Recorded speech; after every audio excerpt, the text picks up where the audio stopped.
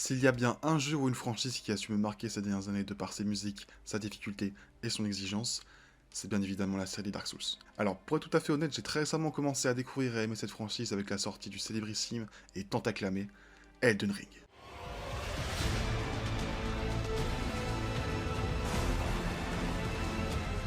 Étant à la base un spécialiste et habitué aux jeux de couloir avec une histoire assez dirigiste comme pourrait l'être un The Last of Us ou un God of War, j'ai eu beaucoup de mal à m'investir et à accrocher à ce style de jeu beaucoup plus ouvert et moins permissif. Mais bon, je me suis pas laissé démener pour autant, et j'ai exploré ce monde vaste qui m'était offert, et découvert chaque secret caché dans l'entreterre. Ce qui fait la beauté et la réputation des jeux From Software, ce sont bien évidemment leurs boss. Et durant ma première découverte, j'ai dû me frotter à un sacré mur.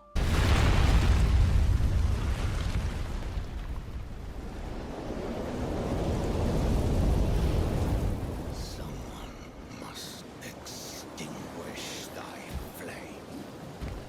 Let it be Margit the Fell. Après plus d'une centaine de tentatives, j'ai fini par en venir à bout. Et ça a déverrouillé en moi une nouvelle émotion, la satisfaction de la réussite et l'acharnement auquel j'ai dû faire preuve pour le terrasser. Let's go! Let's go! Mais bon, si nous sommes là, c'est pour parler de toute autre chose. Ce qui est trop peu mis en avant dans les Soulsborne, c'est l'histoire et la narration. Les informations sur le lore des personnages et des boss sont disséminées dans des notes ou des descriptifs d'objets cachés dans le jeu. Et c'est pour ça que je suis ici pour vous en parler plus en détail. Et pour commencer, je vais vous parler de mon opus préféré des Souls. On va parler de Dark Souls 3.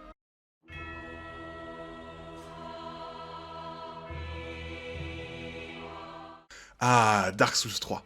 Pour moi, c'est un des titres qui contient selon moi le plus de boss et de musique marquante qui laissera à jamais d'excellents souvenirs dans mes mémoires de joueur. Si je devais vous demander de me citer des boss qui vous ont le plus marqué pendant votre aventure, vous me citerez sûrement L'avieur des Abysses, le Nameless King, Fried, ou bien Gale. Mais aujourd'hui, je vais m'attarder sur Océros, le roi illuminé. Situé dans le jardin du roi illuminé dans l'enceinte du château de Lothric. Alors pour ma part, j'ai trouvé ce boss assez simple pour une rencontre qu'on fait en milieu de jeu, attaque plutôt linéaire, OST vraiment oubliable, et une phase 2 qui n'ajoute vraiment rien de très complexe. La seule chose que j'ai trouvé vraiment troublante, c'est que le mec tape un monologue complet en plein fight. Dear little Ocelot, where have you gone? Are you hiding from me? Come out. Don't be afraid. My dear little Ocelot. Oh mais ta gueule, putain! Mais pour pallier à tout ça, Océros possède un lore vraiment intéressant et trop peu souligné.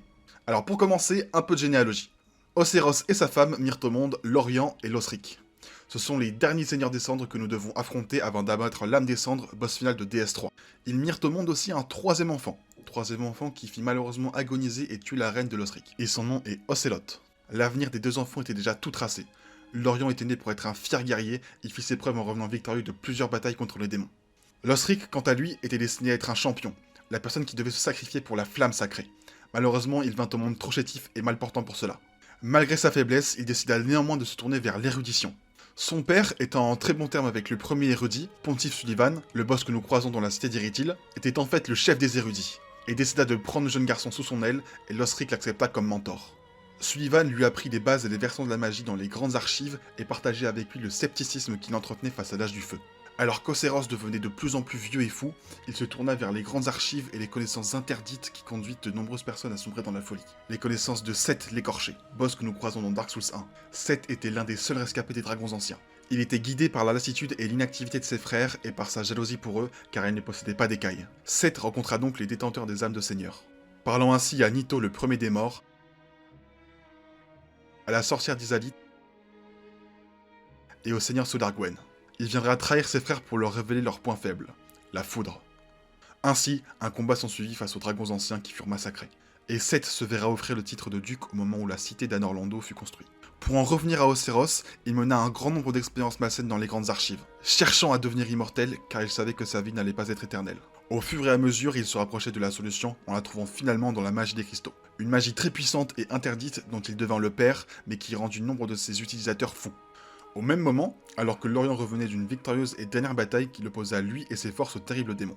Il ira voir son frère, sachant qu'il ne pourrait pas se lier au feu tout seul. Il le portera et l'aidera à porter ce lourd fardeau, leurs âmes se liant en une seule. Et Lorien partagera la malédiction de son frère, perdant bien rapidement l'usage de ses jambes et de la parole. Lothric fit comprendre à son frère qu'il n'allait pas se lier au feu, et ainsi ils iront l'annoncer publiquement. L'ordre des chevaliers ailés, totalement contre le fait de ne pas se lier au feu, s'insurgea. Et ainsi un massacre s'ensuivit. C'est pour cela que la ville est remplie de corps de chevaliers de Lothric morts depuis très longtemps. Pendant ce temps, Océros, lui obnubilé par le fait de trouver un héritier digne de ce nom, ses jumeaux étant victimes d'une malédiction, il usera des connaissances de Seth sur Océlos, son dernier fils, pour faire de lui un héritier des dragons, mais ne le faisant que mourir. Ainsi, à ce moment précis, il abandonna sa dernière part d'humanité pour n'être plus qu'une bête féroce achevée par l'apôtre des cendres, le bout de feu que nous contrôlons pendant toute l'aventure. Et voilà, c'est la fin d'Océros, le roi illuminé.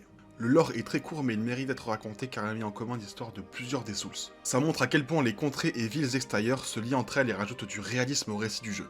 Les Soulsborne sont des jeux à la fois critiqués et adulés pour leurs difficultés. Évidemment, ce sont des jeux à ne pas mettre dans toutes les mains. Mais si vous avez la détermination et l'acharnement nécessaires, je vous promets que vous vivrez l'aventure d'une vie. Ces jeux m'ont offert tellement de choses et ouvert les yeux, je lui serai reconnaissant à tout jamais. Et voilà, ça sera tout pour cette petite vidéo. Je sais que je n'ai pas de grand talent d'orateur, mais je fais de mon mieux. J'ai raccourci et simplifié quelques passages pour que ça reste digeste pour tout le monde. Aussi un grand merci au site Amineux sur lequel j'ai pu faire mes recherches, car à la base le lore c'est pas trop mon truc. Je sais que la régularité c'est mon plus grand défaut, mais j'ai pris énormément de plaisir à écrire cette vidéo. Et la prochaine fois on va s'attaquer à un gros morceau.